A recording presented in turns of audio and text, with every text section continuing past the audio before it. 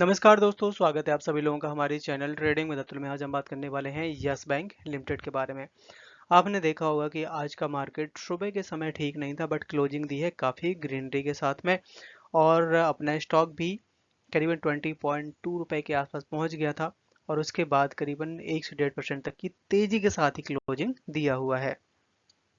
यहाँ पे मैनेजमेंट की तरफ से कुछ अनसिक्योर लोन है जो कि उसकी रिकवरी के लिए यस बैंक है जो कि उसकी बिड लगा रहा है, मतलब उसको सेल करना चाहता है।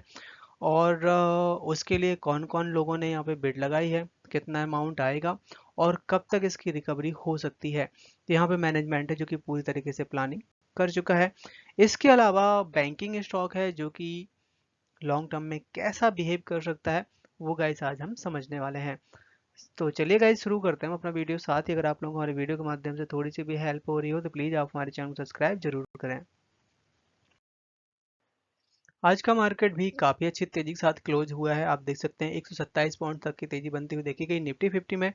बैंक निफ्टी है जो कि आज के दिन सबसे ज़्यादा तेजी दिखाया है 1000 पॉइंट्स की। और आईटी में करीबन 170 पॉइंट्स की डाउन साइड। स्मॉल कैप का इंडेक्स है जिसमें करीबन 370 पॉइंट्स की तेजी बनती हुई देखी गई।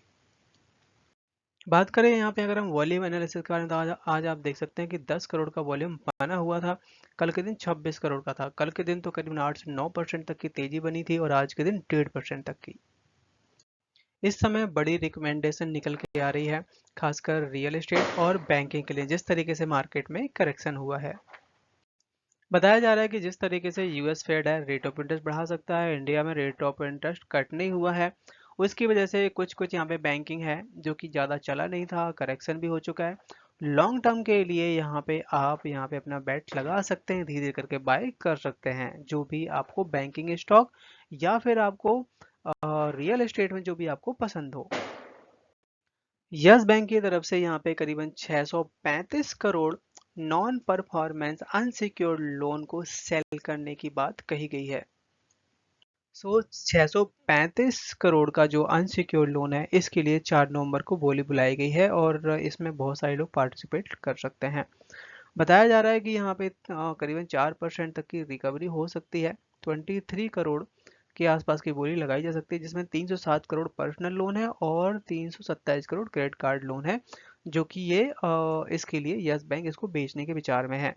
अब बात करते हैं यहाँ पे जेसी फ्लावर्स के बारे में। तो जेसी फ्लावर्स है जो कि अभी रिसेंटली 1290 करोड़ का ही बैड लोन है जो कि सेल कर पाया है और उसके बदले कंपनी को जो कि 78 करोड़ का रिकवरी हुई है, क्योंकि लगभग लगभग 2022 के आसपास 48,000 करोड़ का यहाँ पे इन्होंने अपना अनसिक्योर लोन जो कि सेल कर दिया था जेसी फ्लावर्स को, जिसमें जेसी फ्लावर्स की तरफ से करीबन 16% के आसपास यहाँ पे कैश की बात कही गई थी जो कि बैठता था 11,200 करोड़।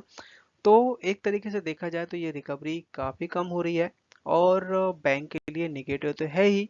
बट गाइस यहाँ पे इस तरह की अनसिक्योर लोन है या जो बैड लोन है उसको सेल कर देने से बैंक का एनपीए जरूर कम होता है।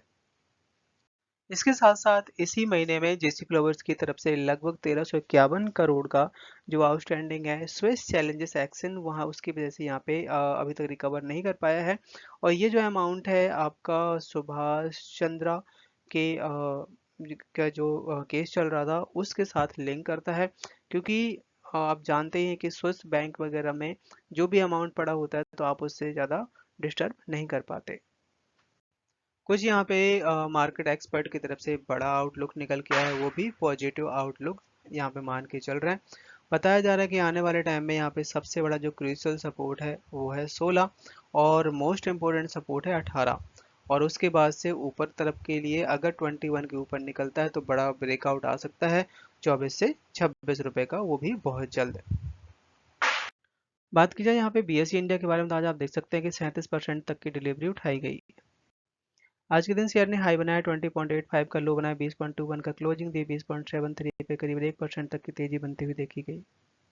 चार्ट पर नजर डाली जाती है यहाँ पे आप देख सकते हैं कि स्टॉक है जो कि 19 रुपए तक का भी लो बनाया था उस दिन और वहां से रिकवरी दिखाया है। 21 रुपए के ऊपर निकलेगा तो फिर आपको 24 रुपए तक का भी लेवल दिखा सकता है। यस बैंक के न्यू प्रमोटर्स के ऊपर एक बड़ी खबर आती हुई देखी जा रही है काफी टाइम के बाद।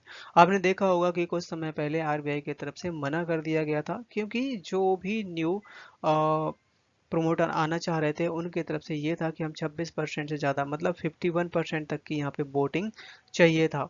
और उसके लिए आरबीआई की तरफ से मना कर दिया गया था। आरबीआई ने बोला था हम 26% से ज़्यादा की वोटिंग राइट्स नहीं दे सकते हैं। तो जिसमें एसएमबीसी और एनबीडी ने विड्रॉ कर लिया था। और अब यहाँ पे जैपनीज बैंक है जो कि यहाँ पे इंटरेस्ट दिखा रहा है, और जो आरबीआई की तरफ से बोला गया उस पे भी वो मानने को तैयार हो गया है। मुबजी है जो कि यहाँ पे काफी बड़ा स्टेक खरीदने वाला था एचडीएफसी की सब्सिडी एचडीबीसी फाइनेंशियल के साथ में, बट ये डील पूरी ना होने की वजह से मतलब डील नहीं हुई, और अब यहाँ पे वो यस बैंक में अपना दाव लगाता हुआ देखा जा रहा है। मुबजी है जो कि इस समय वेट कर रहा है कि कब इसका बिड और डॉक्यूमेंट वगैरह स्टार्ट होंगे, वो यहाँ पे बिड लगा सकता है। और ये जो डील है करीबन 8 से 10 बिलियन डॉलर की डील हो सकती है। और जिस तरीके से आरबीआई की तरफ से जो गाइडलाइन है कि 26% तक का स्टेक और वोटिंग ही लगभग लगभग इतनी, तो यहाँ पे मुबजी आरबीआई से बात कर सकता है कि 26% से ज़्यादा स्टेक खरीदने का। अभी यहाँ पे F I I D I सब पब्लिक की न्यू शेयर होल्डिंग आती हुई देखी जा रही है। तो अगर हम एफ आई आई की बात करें तो एफ आई आई का 23% तक का स्टेक था एक साल पहले, जो कि इस समय 27% हो गया। लगातार यहाँ पे एफ आई आई खरीदते हुए बने हुए हैं। पर यहाँ पे डी आईज की तरफ से जो 41% तक का स्टेक था, जो कि यहाँ पे 38.5 के आसपास आया, तो यहाँ पे कुछ डाउन साइड भी दिखाई दी है। पर यही यहाँ पे अगर कंपेयर करें कि पब्लिक का शेयर होल्डिंग, पब्लिक है जो कि 36% तक के आसपास होल्ड करती थी एक साल पहले, जो कि इस समय 35 के आसपास है। तो ज़्यादा कोई फर्क नहीं पड़ा, और मेरा मानना ये है कि हमें अभी भी होल्ड करना ही चाहिए अगर हमें रिटर्न चाहिए, क्योंकि स्टॉक ज़्यादा चला नहीं है, करेक्शन बहुत अच्छी दिखा चुका है। तो यहाँ से आने वाले टाइम में अच्छे खासे रिटर्न आ सकते हैं।